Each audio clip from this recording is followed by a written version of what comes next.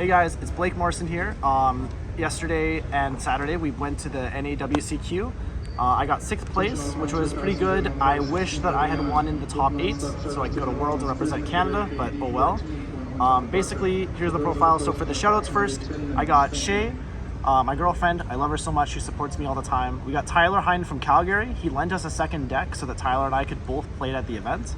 I got my roommates, which was Sherwood, Tyler, and Angus. And then, so Sherwood, Tyler, and I both played the same deck, all 3 of us. And then Angus played Purrely, with a lot of good testing. And then all the guys from Halifax, all the boys, I love all of you, everyone from Edmonton who supported me, and the guys at Common Box Games, our locals, they're awesome. Cool, so here's the deck profile. I chose to play Kashtira, so just the easy stuff. Fenrir, Unicorn, Rise Hearts, Scareclaw. This is all you need. I was dabbling with Tier Care or like the third one, Tier Cash or the third one. You don't really need it, it's just extra stuff. Really almost always all that matters is you draw these 5. If you don't, you can almost just consider it a brick. Like these are just kind of extras. And you'd rather have, like, when you do draw this, to draw like a Book of Moon or an extra card instead of the 3rd Rise Heart or the Tier Limit. So that's for the Cashier Cards. For the rest of the engine, it's the field spells, Terraforming, Theosis, and Birth, just like the engine. Everyone plays it just like this. Same with the Big Bang. For the hand traps, it's just 3 Shifter, 3 Ash. Sure. 3 Shifter, 3 Ash. Shifter, because I felt like Dlink was the best deck of the format, aside from the fact that it loses to Kashtira very consistently. I only lost to 1 Dlink, and that was for my 5th place matchup, but I beat 4 Dlinks in Swiss and 1 in Top Cut. And most of them were actually 2-0 as well. Ash is just good against everything, and I wanted it in the main deck for Branded and Labyrinth, but I didn't play any Labyrinth. And then, like, other than the Mirror and maybe Floo, this is just always at least decent. Like, if you're against Live Twin and you're worried about the Mannequin Cat, you just save it for when they activate Gigantic, and then you chain it, and then they make it a few Runic draws, but you're turning off the whole Evil Twin engine and the Recursion next turn, which is definitely still worth playing this card. It's like you're DD Crowing like 12 things anyways. After that, first we have the attack spells. So 3 Book of Moon, 2 Econs. Book of Moon, if I could play like 6 of this, I would. This card does everything, but it doesn't do it Eclipse. It's better than Eclipse because my opponent can't draw after, which is the worst part. It's good going first, going second. Econ almost acts like a Lance in that it lets you dodge interactions your opponent has with you while also taking your opponent's cards. Most important thing in the mirror match is having more power spells in your hand than them. If you have them, you win the game, aside from if you get Eradicated. But like if you play hand traps instead, I find that you just get blown out by someone who has the talents or like an enemy controller. So those are the attack spells. For the defense spells, it's 2 Forbidden Lance, and then the tech that Sherwood came up with, we played double Blizzard.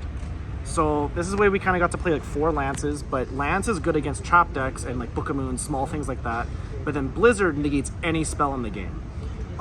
If you get Talanced and you have 2 or 3 monsters on your board, Lance doesn't really protect you there. They'll just take your Fenrir and then trade with your whole board. Blizzard negates a Lance and negates you for the whole turn. Same with Dark Ruler, same with Dark Hole. If they don't have things like that, you can hit a Chaos Space, which is great, turns off 2 effects. And you can get like a Book of Moon. The craziest part though, so normally you'd think it returns back to their hand, they'll just set Book of Moon, use it next turn.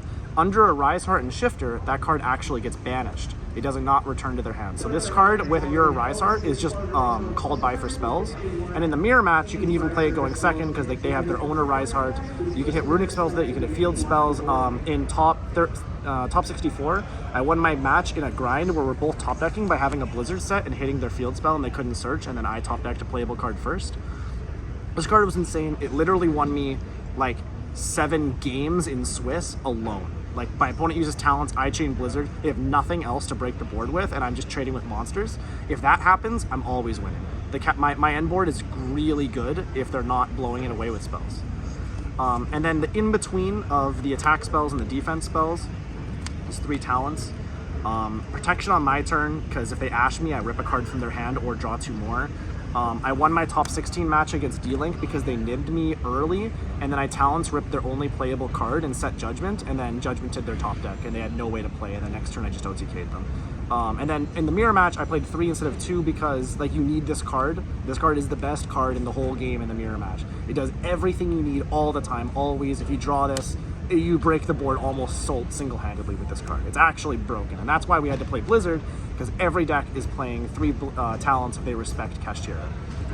And then just to synchronize everything together, if you need engine, or you need defense, or you need attack, this card gets you to everything. It's absolutely broken. Couldn't play the deck without it, in my opinion, because the deck's actually really inconsistent.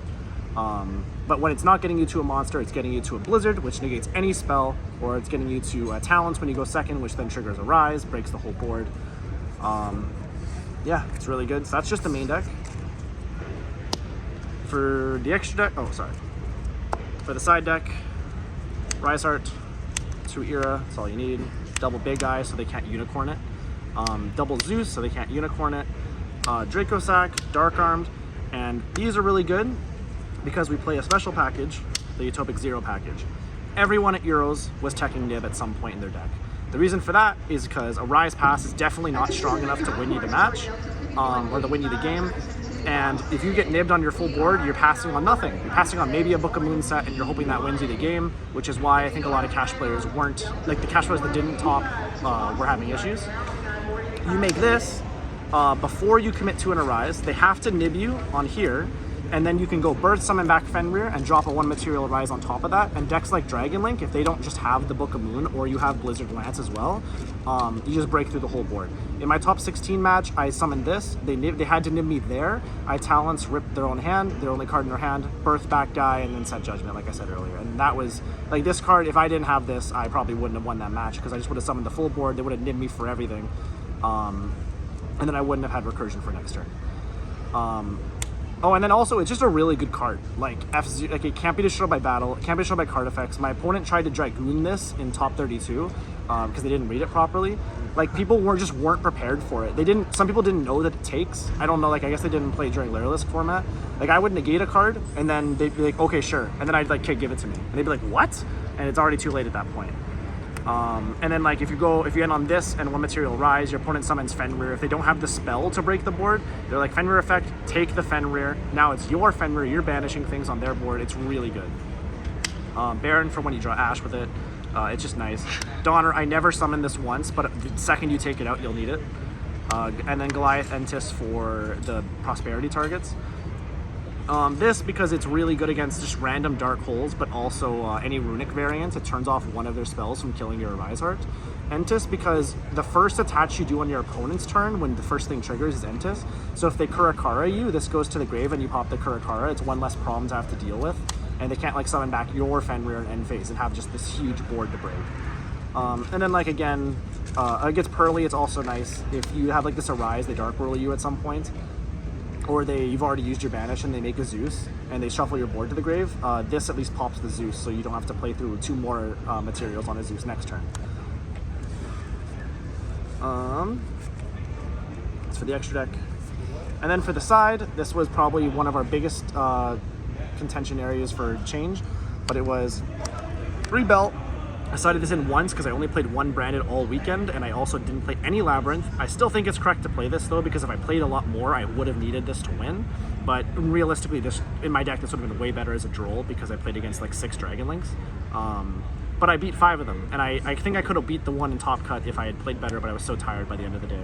Because this deck just rolls Dragon Link if you play it properly, especially with the Blizzards in the deck. Because the Dragon Link, they always are relying on Book of Moons, Eclipses, or Dark Rulers to stop your Arise. And if you just have Blizzard for it, they're just playing into a macro that banishes your cards with an F0. Like, it's actually insane. 3 Judgment. The only card that beats me when I go first is Power Spells and Evenly. So I decided to play this over Anti-Spell Fragrance. Maybe there's an argument that this could have been Eradicator, but I didn't feel comfortable playing Eradicator because it didn't hit every single matchup. Like, Eradicator wouldn't be that crazy against Dragon Link, whereas Judgment turns off anything that's the problem for me. Obviously, I lost in my top 8 my Worlds match to what's his name again? Jeremy? Yeah, I lost to Jeremy. Jeremy's a really great guy. He was really nice about everything, but he did Eradicator me for 6, which he definitely made the right tech call. But it just worked out for him. But I decided this was better for me, and it worked all weekend until I got Eradicated. So And my only loss up until Jeremy was I bricked game 2 and game 3, and I went 11-1 in Swiss, and then I was winning top cut until I played against Jeremy. And then other than these, my going second cards are just board breakers. I will break the board. I was a lot more worried about Runic Spright and the mirror. So like when I go second against, when I choose to go against the mirror, I choose to go second, and you put these in, and these just like completely annihilate the entire board, especially evenly. I'm talking about how the only thing I'm worried about is evenly, so I should definitely be playing the evenly. Then to justify the evenly, I'm playing cards like these, which turn off the Spright carrot, along with like Book of Moons and enemy controllers and stuff, so that you can resolve an evenly against the whole board, hit the Runic Fountain, just hit everything but one card, and you can probably play through it at that point. Lightning Storm is because like Ancient Organism is a real thing, Dark Ruler turns off a whole board, and I put these 9 in against Dragon Link going second, and it almost always got me there. Like if I didn't get hit with an anti-spell, I was there. But like the argument for playing Cosmic to beat anti-spell isn't real, because they almost always have an Omni negate as well to protect the anti-spell.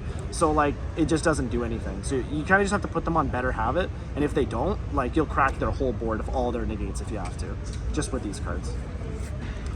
Yeah, so that's the deck profile. I was 5th in Swiss, and then I made it to top 8, lost to Jeremy, then I won my first round of Consolation, then lost after that. So I got 6th place. Oh, that's deck profile.